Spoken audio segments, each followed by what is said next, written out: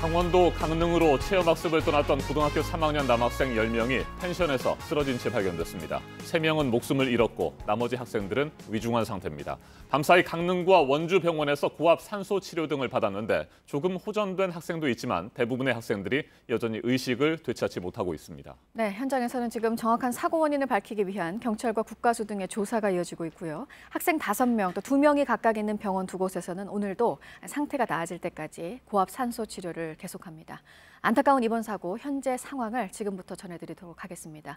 먼저 사고 현장에 있는 취재기자부터 연결합니다. 네, 오선민 기자. 어제 사고가 발생한 펜션 앞에 지금 서 있는 것 같은데 오늘 아침 상황 어떻습니까?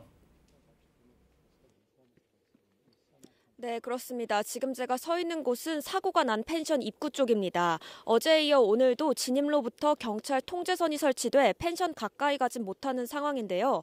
어제 오후 5시부터 밤 11시까지 이곳에서 현장 감식이 진행됐습니다. 경찰과 국가수, 가스안전공사 등에서 나와 펜션 앞에 임시 수사본부를 차리고 현장 조사를 진행했습니다. 네. 학생들이 펜션에서 쓰러져 있다는 신고가 119에 처음 접수된 시각이 어제 오후 1시 10분쯤이죠. 이번 사고를 한번 정리를 해볼까요?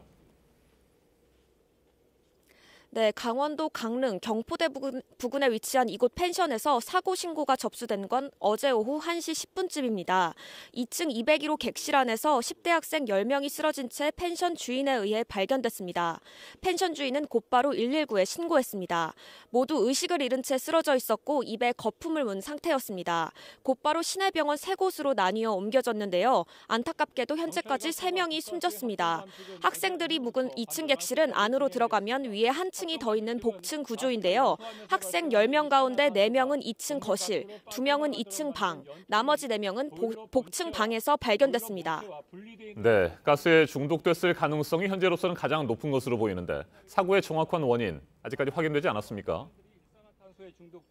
변을 당한 것으로 보입니다. 경찰은 아직 정확한 사망 원인에 대해선 단정을 짓지 않고 있습니다. 현장 감식이 끝나고 결과를 지켜봐야 한다는 입장인데요.